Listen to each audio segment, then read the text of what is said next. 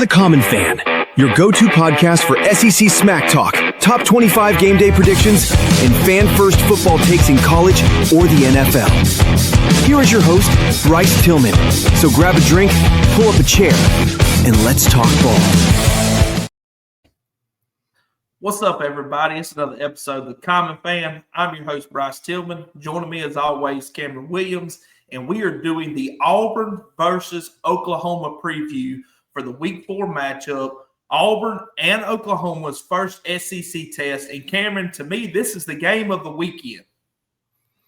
Yeah, I've been saying that. I hate that they've already used their college game day at Norman, but I think this one deserves it right here.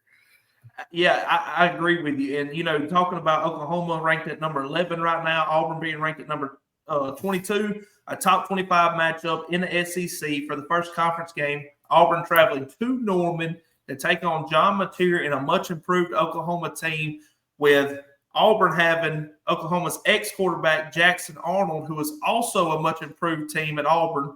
You know, this is Hugh Freeze's third year. He's got something to prove. And Brent Venables has got something to prove as well, Cameron. I feel like both of these coaches, if they're short on success this year, hot seats, you know, the hot seat conversation's there. Yeah. I don't know if that happens yet. I think the heat right now is elsewhere. I think these teams have been doing well enough that no one's really even hitting on that. Now, I will say Brent Venables can Brent Venable, but I don't know. I don't feel like coming out of this game being either team coming out of this, I don't think you even drop out of the top 25. But since we're talking about this top 25 real quick, I want to go on a little rant. I am so over the inconsistency of these AP top 25 voters. There was multiple people that still got ASU ranked. Look, I get it. Notre Dame has played two quality opponents, but how do you go 0-2 and still stay in the top 25 without winning a single game? I don't understand it.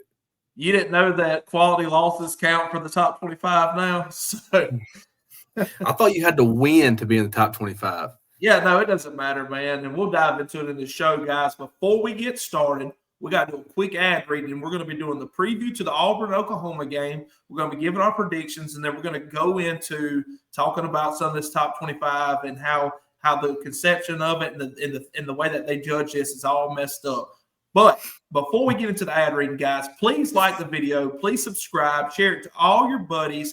Get the word out. The Common Fan is here 3 shows a week, and we're going to be doing some live shows here pretty soon as well. So y'all shout us out. Y'all talk to all your buddies about it and get the word out there, man. We surely do appreciate it.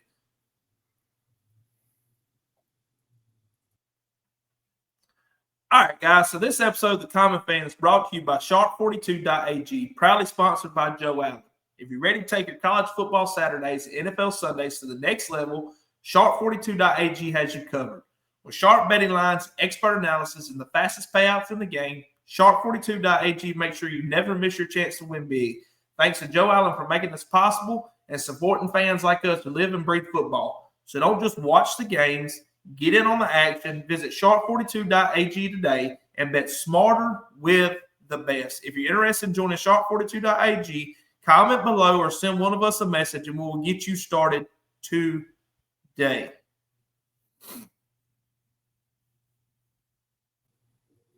All right, guys, thank y'all so much for tuning in with us today on the show. Listen, Cameron, this is 2 teams that are out for blood, man. They've got something to prove with each other this year. Against each other, right? I mean, it was a close game last year in Auburn. You know, Oklahoma had a lot of injuries on this team. You know, Auburn didn't have a very good offense. They had a talented football team, but they couldn't put it together, especially on the offensive side of the ball. You know, you had Peyton Thorne with 11 turnovers through the first 4 games of the season. You had some issues with miscommunications and misreading and the offensive side of the ball. Defense held well, but at the end of that game, you know, Auburn was winning that game 21-0 in the fourth quarter, or maybe 21-3. I'd have to go back and pull it back up. But I just remember it very plain as day. You know, there's 4 minutes left in the game. Auburn's got the ball back. They have all 3 of their timeouts. Oklahoma's down. I think they have 1 left. 4 minutes left on our own 30. We're driving the football. We're running the football really well with them. We had Jarquez Hunter in the backfield at the work mule. But there was a play that Hugh called that was an RPO, and Peyton Thorne, instead of handing the ball off when the hole was wide open, the read was to the run. He pulls it to come back to try to throw it. I think it was Cam at the time. Cam Coleman was out there on the outside. It might have been Keandre Lambert-Smith, but he throws it directly to an Oklahoma linebacker. Hits him right between the numbers on his jersey. He takes it to the house, and Oklahoma wins that game with a pick six. I feel like that this game this year could be just as dramatic or more dramatic. However, it won't be due to lack of talent on either team. It will be due to these are two serious competitors in the SEC. I don't put anything past any upsets or anything like that this year. It has been wild already. So here's what I know. And I know in the preseason, me and you talked, and I chose Oklahoma in this game, but I told you I hadn't seen what Auburn had yet. So two things I do know is that I have been talking John Mateer for a minute. Since way before preseason, I talked about how high I was on him and how I thought he was going to do good at Oklahoma if they had good offense. As long as they have a good offensive line. So they've proven that, but tables are turned and Auburn is playing ball, right? So coming into this match, you have both teams undefeated, and they have a lot to lose. Both of them have a lot to lose on this game. And the one thing I do know is that, and I love it, but Oklahoma is talking some mad trash on X, right? Oh, yeah. And we know where that'll get you. Just ask Arizona State, right? So, but I had a guy today on X tell me that so there was a debate that come up said between Sawyer Robinson and John Mateer. I said, well, it's obvious that Sawyer Robinson can pass the ball better. I said, there's no denying that. Look at the stats. It'll tell you that Sawyer Robinson's a better passer, true traditional quarterback.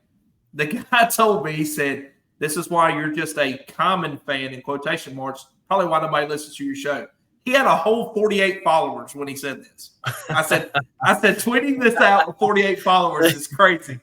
But they and they have let us know that they are going to wreak havoc on Jackson Arnold Saturday. Man, like I said, look, I will give it to Oklahoma's defense. It is much improved. They have a good defense. Right now in total yards defense, they're sitting fourth in the nation, second in passing yardage coverage. So, but they haven't played the most high-quality teams either. I do give it to Michigan. That's the best opponent they've had, but they wasn't great last year, and I don't think they're going to be a playoff team by no means at Michigan. So I don't know, man. I feel like this is going to be I wouldn't be surprised either way. I'll put it to you like that, but I think it's going to be a great game. I've been pulling for John Mateer all year, but I'll be honest with you, I like the underdogs. I always like the underdogs, and it'd be pretty awesome if Jackson Arnold could go back into the place that they said he couldn't play at with another team and mop up the field with them. That'd be cool to see. So the question come up in Tuesday's press conference with Hugh Freeze. No, I'm sorry, Monday's presser. And the question was asked, said, Hugh, have you been talking with Jackson? Has he kind of told you some ins and outs about Oklahoma as far as, the defense and what they like to do?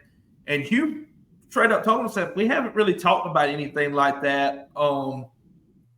He did tell him about how the sidelines were set up at Oklahoma, said it's really tight, the benches were tight, and that it's really, really compact together, and it can get a little confusing on that aspect of it.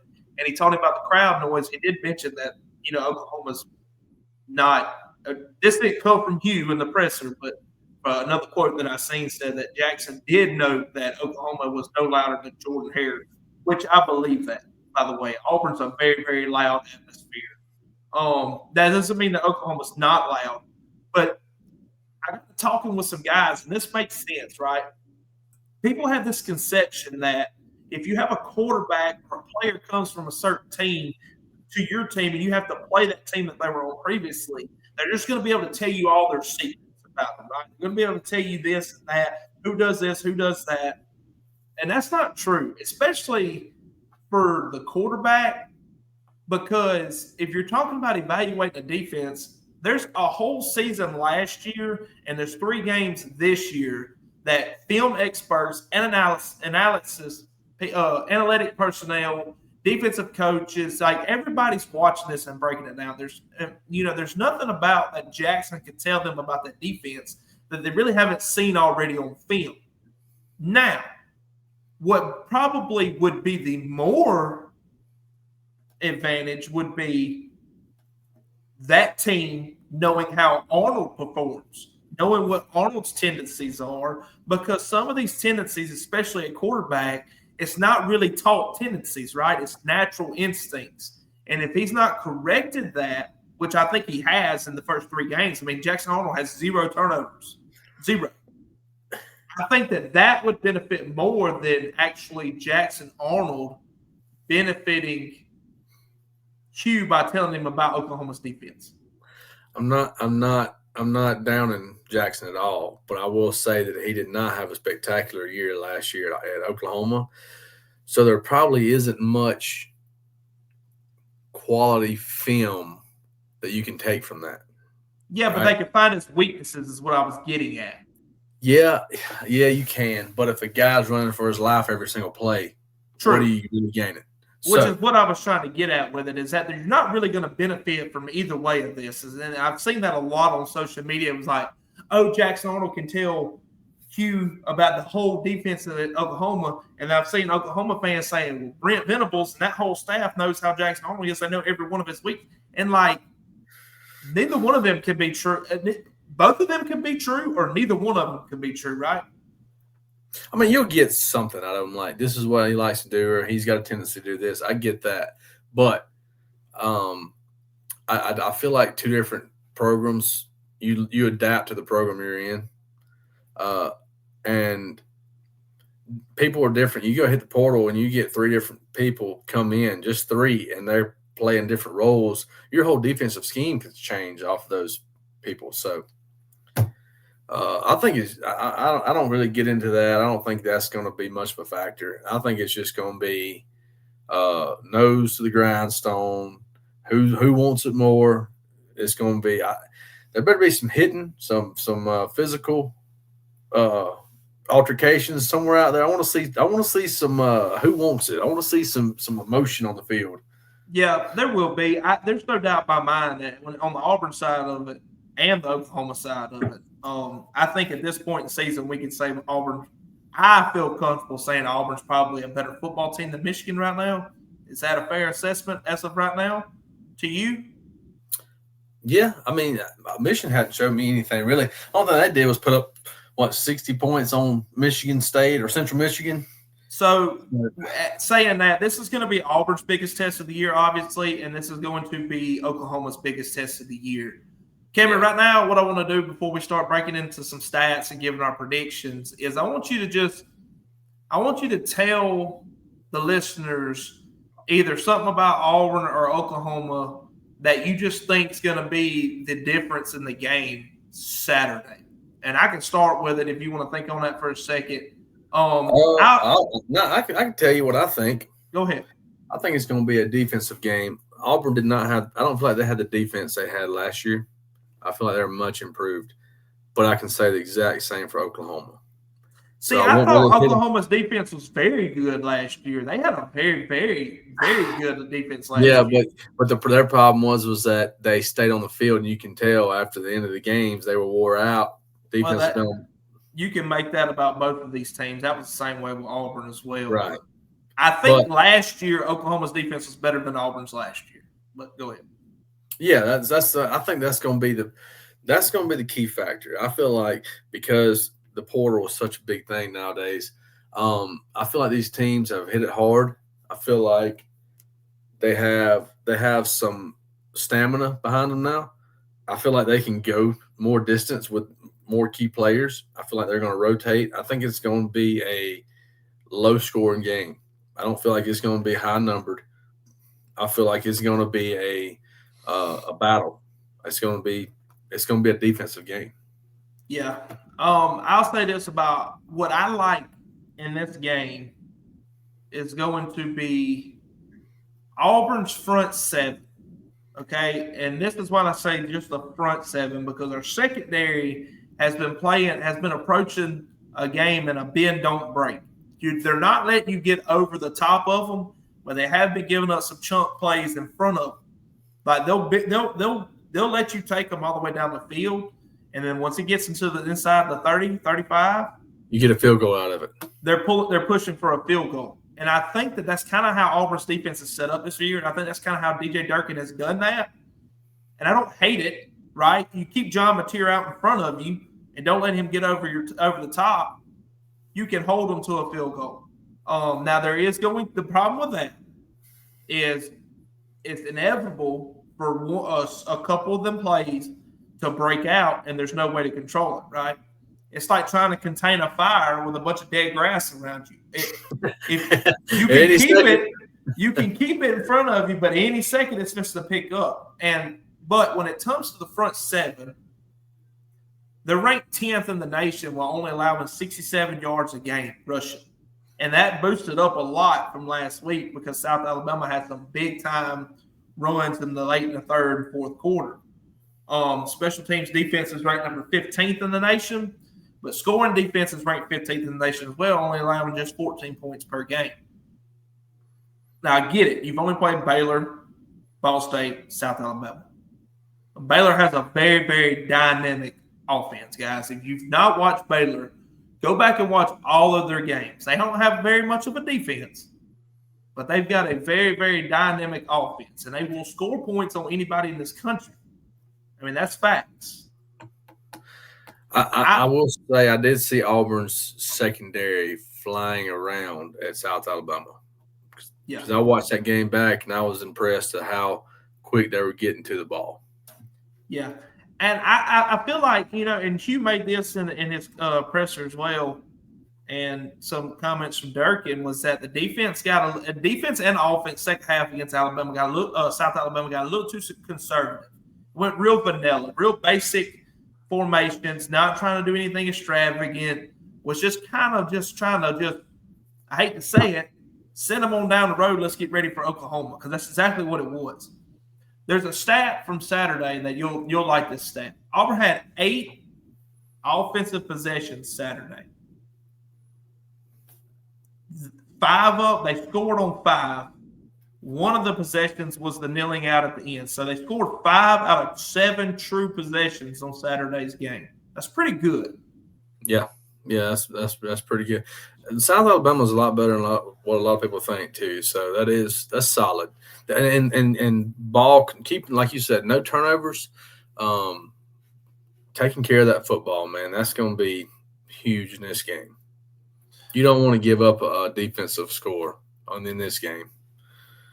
And, you've been real, like you said earlier, you've been real high on John Mateer all season, even into the offseason when we started doing this, right? You can go back all the way to the beginning of our YouTube channel. And probably mine and Cameron's first show we done together, he was talking about John Mateer. Like he's on.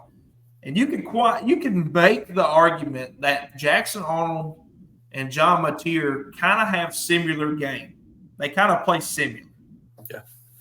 And I think that by them playing similar helps each team's defense, right? That goes back to what you were saying about possibly having a low-scoring game, is because they can kind of feel how this is going to play out. How they're going to react, yeah.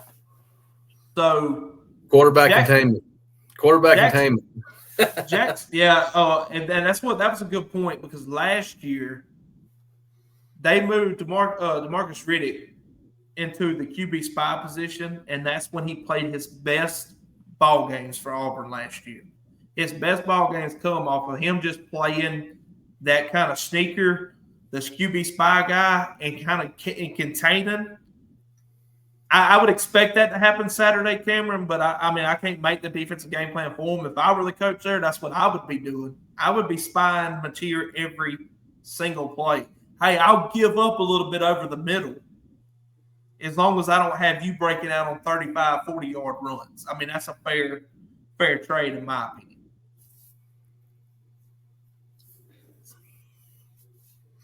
So when you're looking at Jackson Arnold's stats, right? He's got 48 out of 69 pass attempts for 501 yards. He's got a 69.6 completion rate, which is, pretty good for an SEC quarterback, for any quarterback in the country. Honestly, that's very good. Averaging 7.3 yards a throw. His longest yard was a 32-yard touchdown to Cam Coleman Saturday. 4 touchdowns, 0 interceptions. That's what I like. He's had 3 games this year. He's not had a single turnover yet. There's not one pass that you can say that Jackson Arnold has thrown this year that you're like, ooh, glad that didn't get picked off. That was a bad pass. I've watched every single play. I can't find one that he's done that to yet. Flipping the other side of it, you're looking at, John Mateer. And do you have the stats right there for John Mateer? Yeah. Yeah. All right. So John Mateer is 71 for 105 attempts. 71 completions for 105 attempts. 67.6 completion percentage. 944 yards with an average of 9 yards a play. It's pretty good. That's pretty good. Yeah, that's pretty good. He's got 5 touchdowns. But here's where we talked. He's got 3 interceptions. 3 interceptions, but he has a 48-yard long touchdown pass. Yeah, so, he's had a turnover in every game thus far. And he's had some rushes. His rushes, he's got 33 carries for 161 yards with 5 yards in average per play and 4 touchdowns. So he can run. He can run. He's their favorite runner. He's their favorite person. They like running the football. And how long will that last in SEC play? Because people's made that same argument about Jackson Arnold, right? 35 rushes, 192 yards. He's had 4 touchdowns as well. I mean, how long would this? Let me ask you this: does it feel like that's where all football is going? You see Nussmeier. He's kind of the Joe Burrow, right? He's the Peyton Manning, the Eli Manning. He could run for 10, 12 yards when he needs to, but he's not the fastest guy in the world. But he's got a rocket for an arm, very accurate. But you see more and more of these teams getting to where dual threat. I mean, Shaping can throw a mile, an accurate, deep, beautiful deep ball. But he's not the fastest guy, but he can still run. Sam Levitt, Jackson Arnold, John Mateer. You look at Lagway, Marcel Reed.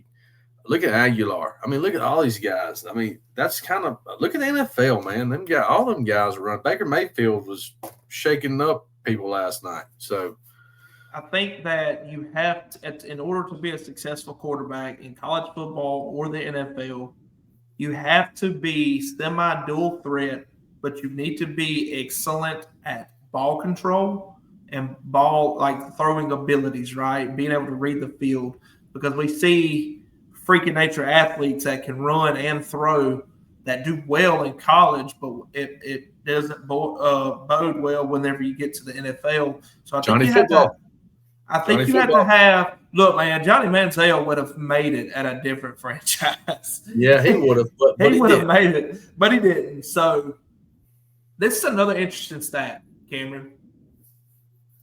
Jackson Arnold has more rushing yards than Oklahoma's first-string running back. Yeah, Ott, right? He's also got more rushing yards than the guy that stepped up to the plate and Ott struggled. Auburn's first-string running back has double the amount of yards, has more yards than John Mateer and Toy Blaylock combined together. Jeremiah Cobb. Yeah. So Auburn's run ability to run the football doesn't concern me. No. Do I think it'll be less against Oklahoma? Yes. But do I think that a struggling run offense that Oklahoma has is going to be able to run the ball on a strong run defense that Auburn has? No. But John Mateer will make plays. It's inevitable. I mean, man, we kind of broke it down. I don't know. I don't know what else. We just don't know. We just don't know what's going to come out of this game. It's just going to be a game, dude. We can sit here and slap statistics at y'all left and right. I mean, Oklahoma is dynamic. The media has more faith in Oklahoma than they have Auburn. That's facts. That's evident. That's a Heisman favorite, though, too. You got to realize that's a lot. Right? Okay. And, hey, I did see Jackson Arnold come up on some Heisman lists this week. I mean, he had high odds still, and I also seen your boy pop up on a few of them on Blake Shapen. How cool would that be? You got to win more than 4 ball games. Yeah. Hey, I'll tell you what, though, son. You can believe this Saturday we're breaking that over-under already this season. Hey, that's true.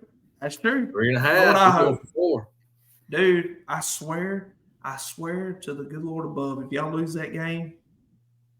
What, Illinois?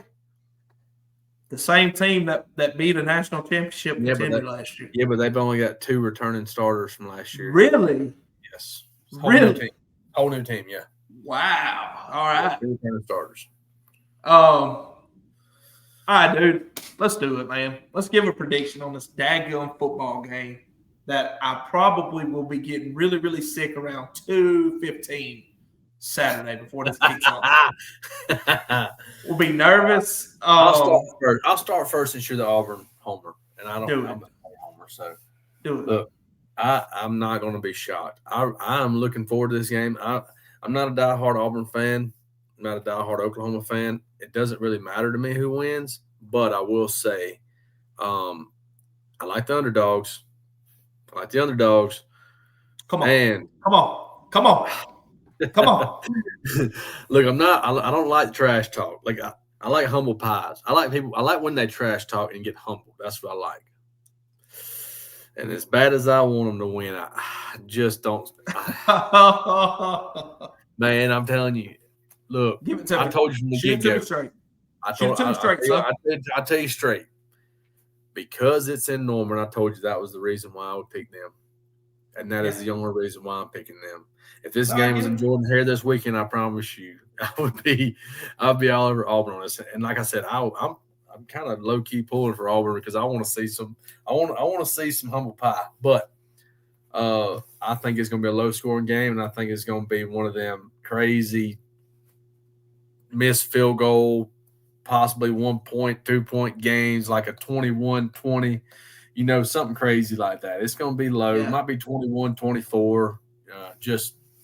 That's my prediction. I think Oklahoma barely edges it out, being home field advantage, but I'm good either way. 21-24 is your prediction. So if y'all want going to take Cam's advice on this game, Don't do it. It would be to either take Auburn plus the points or risk it for the biscuit, pay a little extra, and take Oklahoma money line. What is the over-under? I don't even know what the over-under is. I'm trying to pull it up right now. It's not letting me pull that up. All right. I know that the spread as of guess what it is? 50.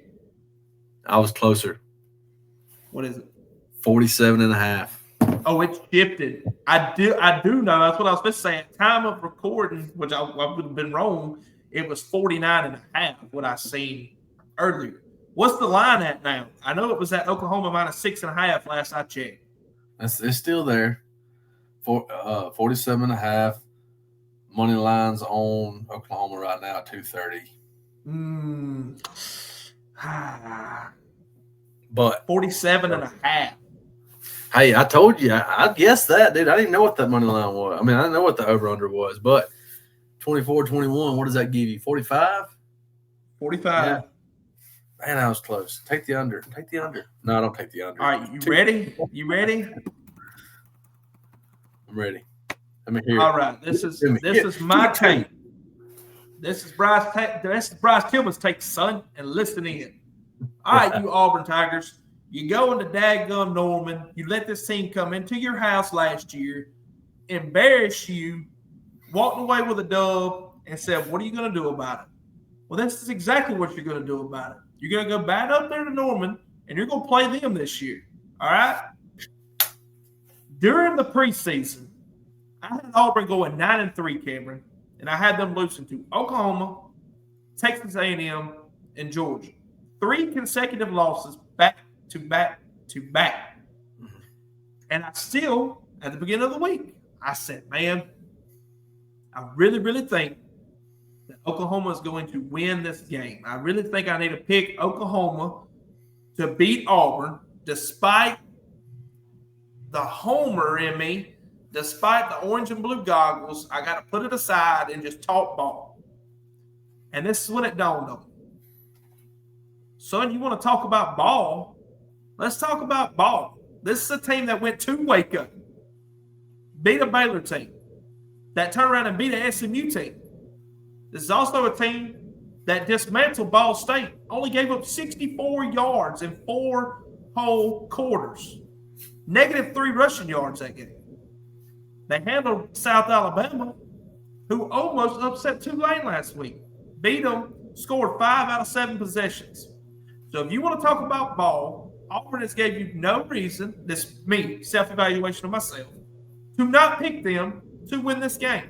You let them show you that they can't before you turn away from them.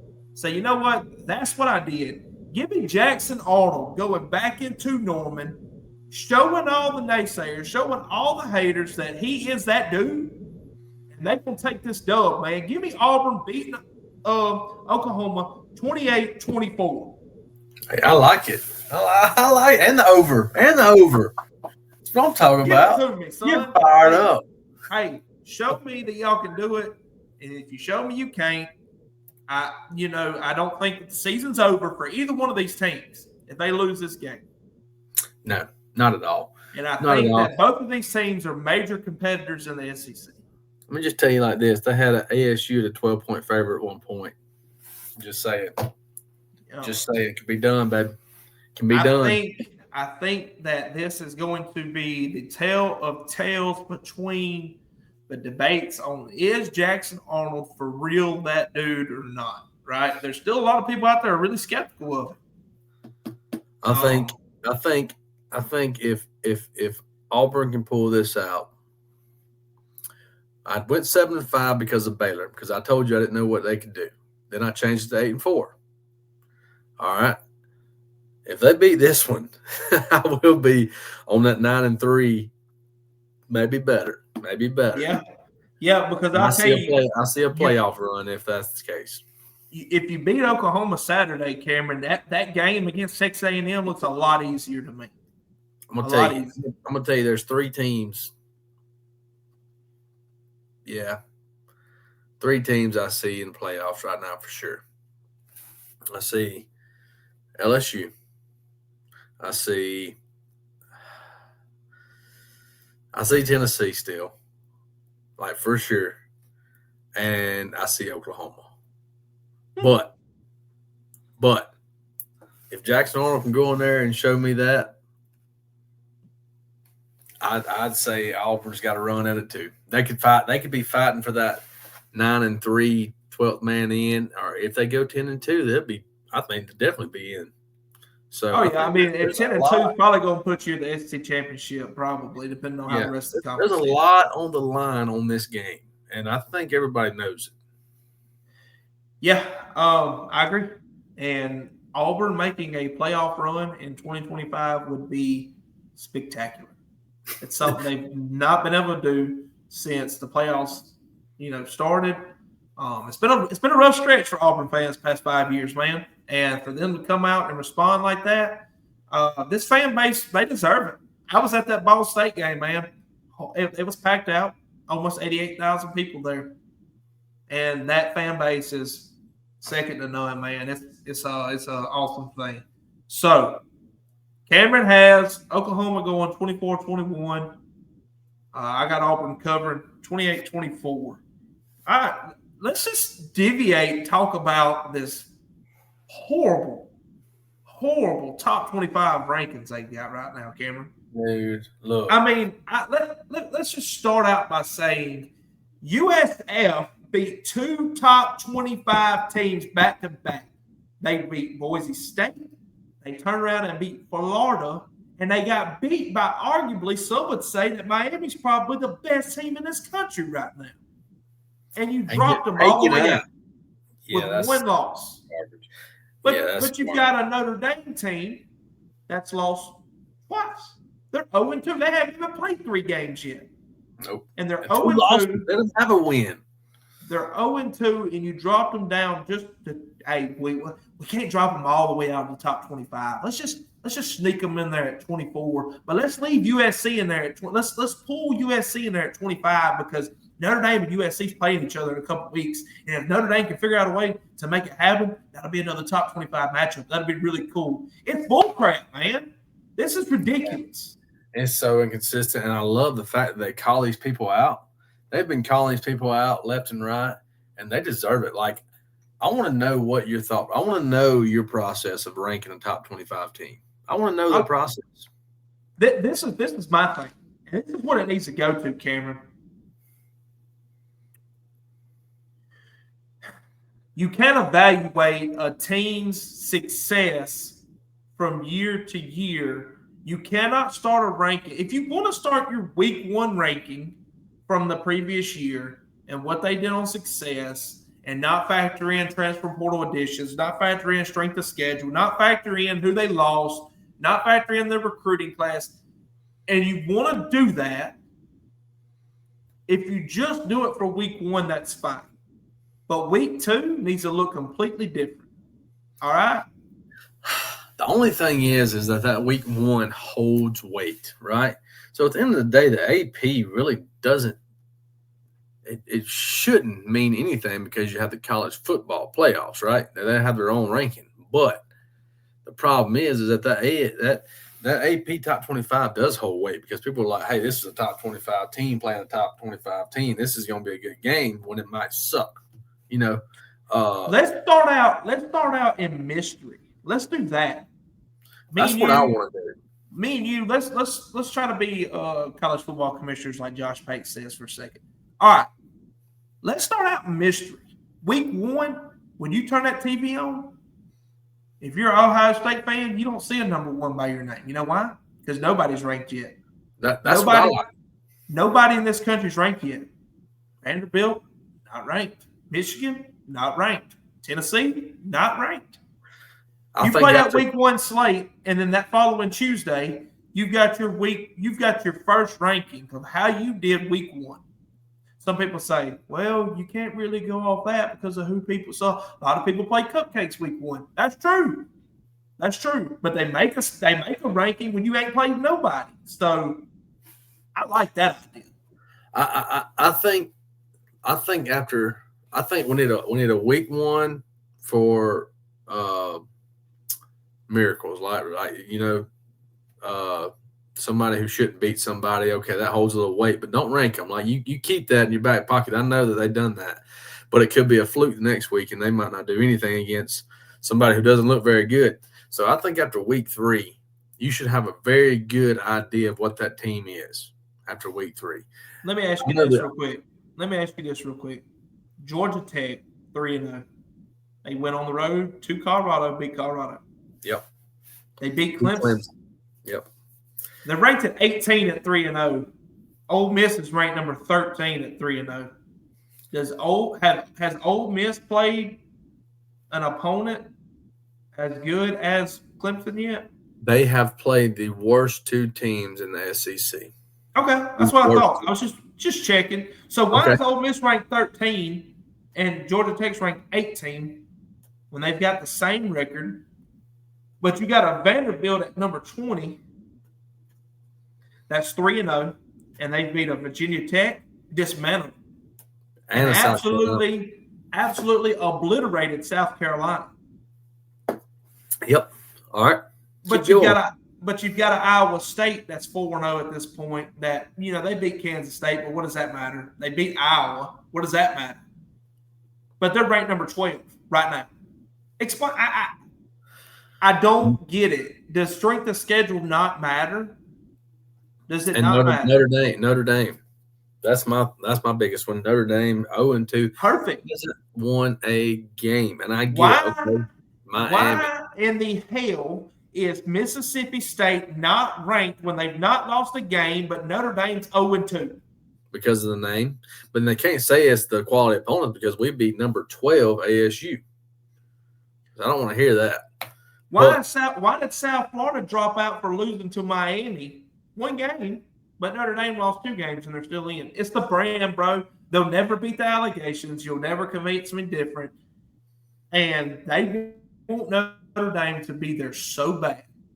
Oh, yeah. They can't stand it. They cannot stand it.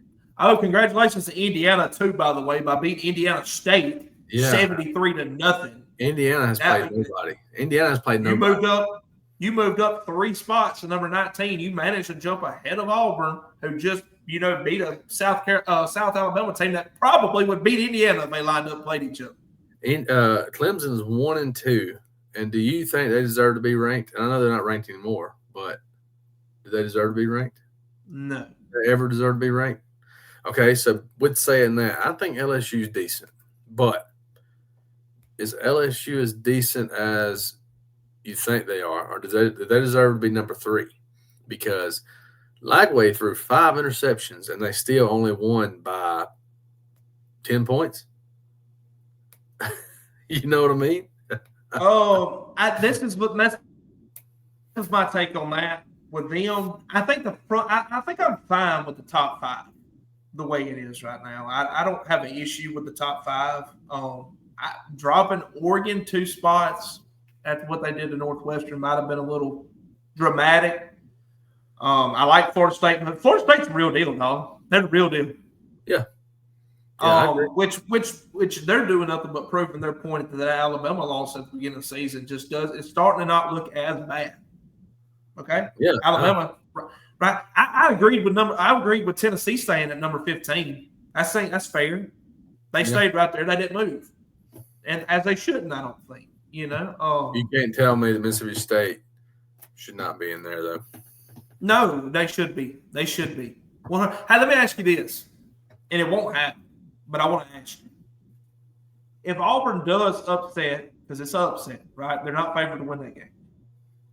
If Auburn upsets Oklahoma Saturday,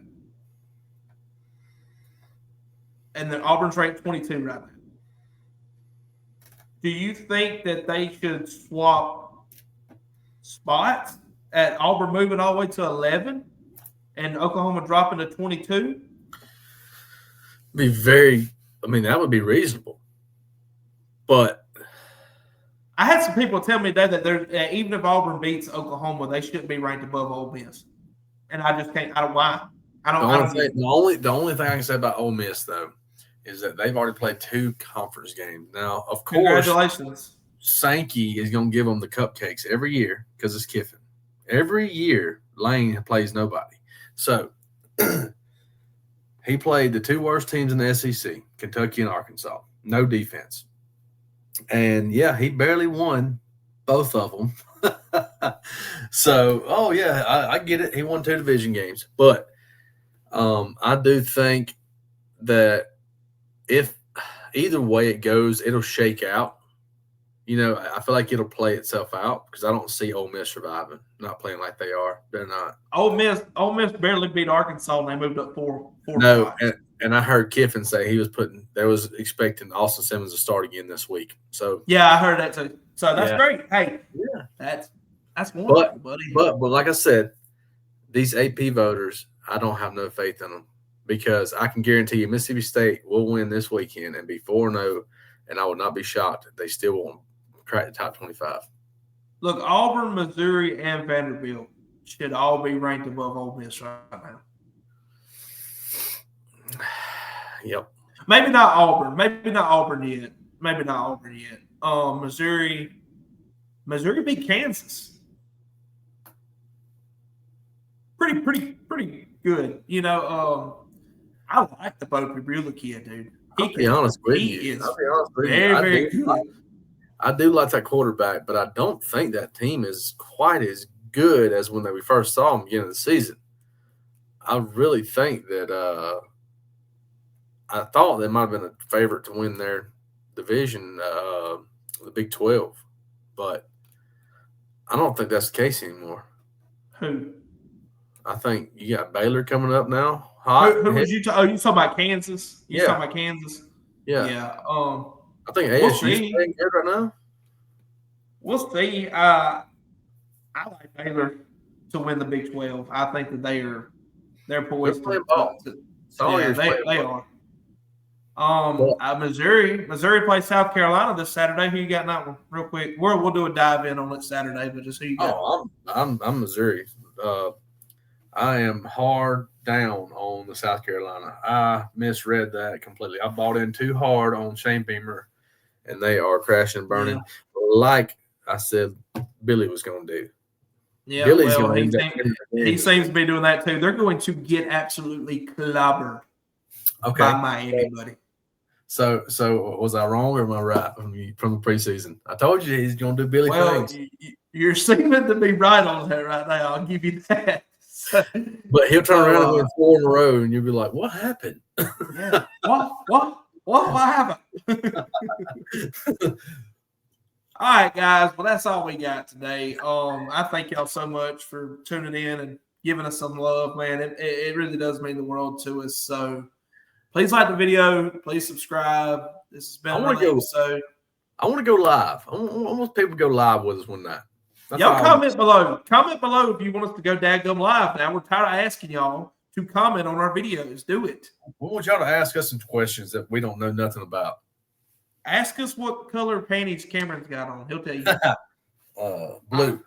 All right, guys. Peace out. We'll see y'all next time. You've been listening to The Common Fan. See y'all next time. Same tailgate.